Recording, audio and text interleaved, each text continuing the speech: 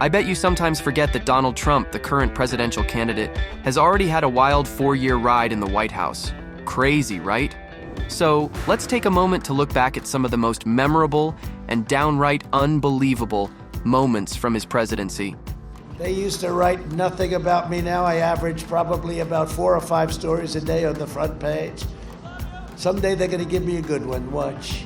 It all began when Trump won in 2016 and took office in 2017, kicking off his term with a classic Trump-style controversy over the crowd size at his inauguration. Period.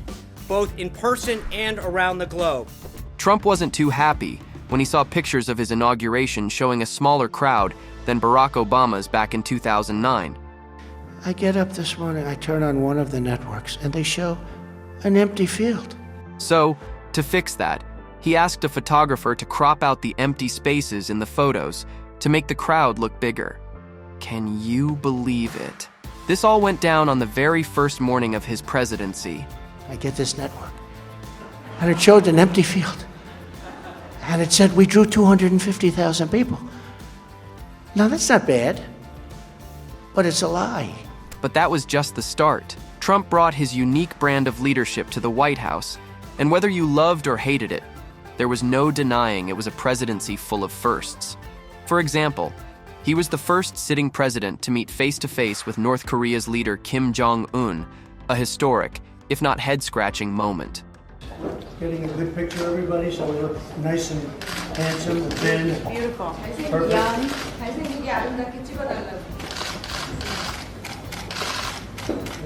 He also left his mark on the Supreme Court by appointing not 1, not 2, but 3 justices, changing the court's landscape for years to come.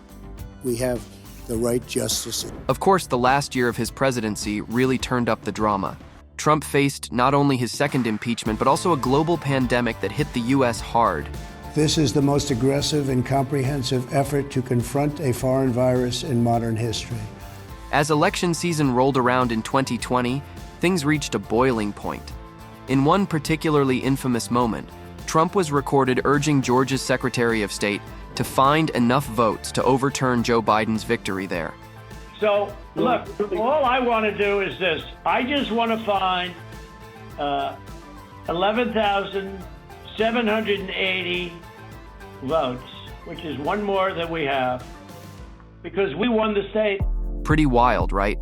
And then, on January 6th, things went completely off the rails when Trump supporters stormed the U.S. Capitol, attempting to stop Congress from certifying Biden's win.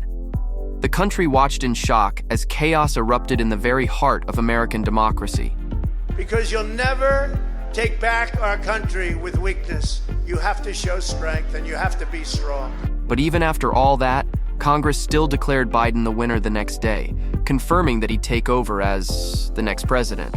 In the aftermath of the Capitol attack, Trump committed to a peaceful transition of power, although it came with his trademark spin.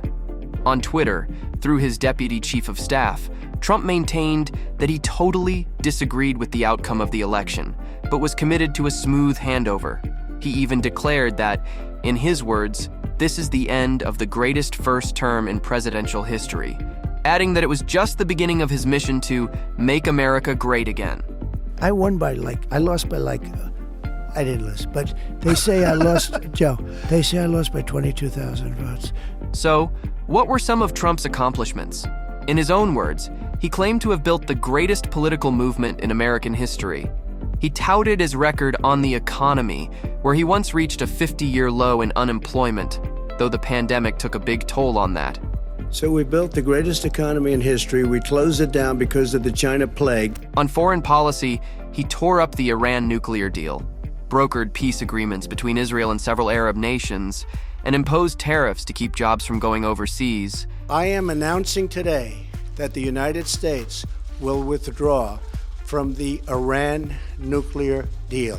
And notably, he's one of the few presidents in recent years to avoid starting any new wars. It took me 3 months to knock out, totally decimate ISIS. We took out Soleimani, we took out al-Baghdadi. We did a job like nobody's ever done. But then there were his more controversial moments. Just days into his presidency, Trump introduced the so-called Muslim ban, restricting travel from 7 majority Muslim countries. Then, in 2017, he pulled the US out of the Paris Climate Agreement, claiming it was to put American workers first. His handling of the COVID-19 crisis stirred up its own set of controversies, from calling it the Chinese virus to asking if disinfectant could be injected as a treatment. Why do you keep using this? A lot of Because it people comes say from it's China. racist. It's not racist at all. No, not at all. It comes from China. That's why. It comes from China. And in those last days of his presidency, Trump made headlines by breaking a 152-year tradition. He decided not to attend Joe Biden's inauguration. Just a few days before the big day, he tweeted on January 8th that he will not be going to the inauguration. Can you believe that? He became the first president in over a century to skip the swearing in of his successor. Now that's one way to make a statement. A goodbye. We love you. We will be back in some form. Love him or hate him, there's no denying that Trump's presidency left an unforgettable impact on American history. And now, as he takes another shot at the White House, it looks like a bunch of celebrities are getting inspired by his last term and are ready to back him again. Their support and surprise appearances are definitely shaking things up in the political world. First up, Donald Trump's got a pretty high-profile fan, Elon Musk. The Tesla CEO threw his support behind Trump in July, right after an assassination attempt at a rally. And Musk didn't just endorse him. He had a whole 2-hour chat on X, the platform he owns. The topics? Everything from the attack to illegal immigration to dismantling the Department of Education. Sounds like a real brainstorming session, right? We had a great conversation yesterday. As you mentioned yesterday, if we could just record that conversation and post it, it would have been excellent. And I hope we can have something like that today. Well, I think we will. And before Musk's endorsement, there were rumors Trump might offer him a fancy advisory role if he wins again. Now that Musk's backing him publicly, it's looking pretty likely Trump might just take him up on that. After all, Elon's a successful entrepreneur. He's got a gift for getting what he wants, doesn't he? Now, speaking of endorsements, it's time to talk about Kanye West. Yes, you heard that right. Ye is still in the picture.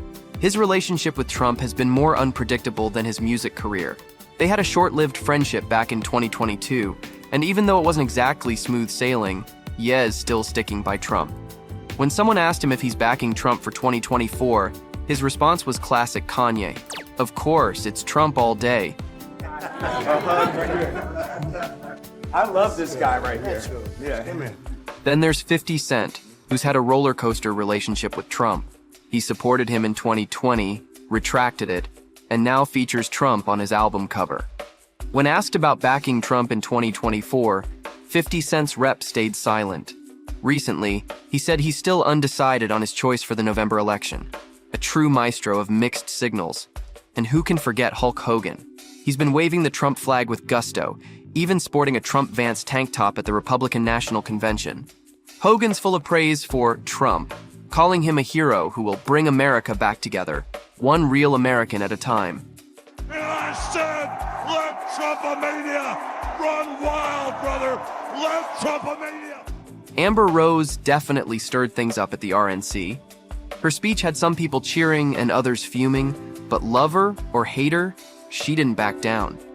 That shows some character. The best chance we have to give our babies a better life is to elect Donald Trump president of the United States. Angelina Jolie's dad, Jon Voight, has been a Trump fan for years. He's compared Trump to biblical figures and Jesus, saying he'll save the American dream. And now, he's throwing more support Trump's way as the election approaches. The one president who had our true trust was President Donald Trump, and he will do it all over again. Now, there's Kid Rock. This guy's been waving the Trump flag from day one.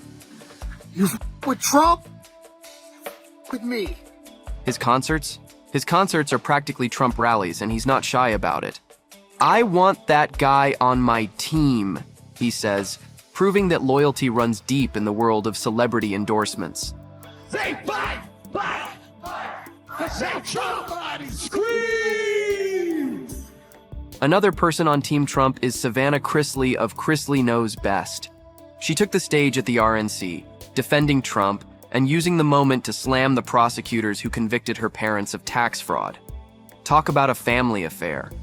Donald J. Trump has only one conviction that matters, and that is his conviction to make America great again. Switching gears to another loyal supporter, Dana White, the UFC mogul, has spoken at 3 RNCs and credits Trump with recognizing the UFC's potential early on. Nothing like a bit of nostalgia and gratitude, right? I know President Trump is literally putting his life on the line for something bigger than himself. And he's willing to risk it all because he loves this country. And let's not forget Lee Greenwood, who brought his patriotic vibes to the RNC, singing "God Bless the USA" and rallying the crowd with his belief in Trump's comeback. Because he was sure, as Donald Trump turned his head just slightly, that the bullet missed him just enough to save his life to be the next president of the United States. So, with all these celebrities jumping on the Trump train, what do you think? Were you satisfied with him as president during his last term? Do their endorsements change your view? Let us know your thoughts.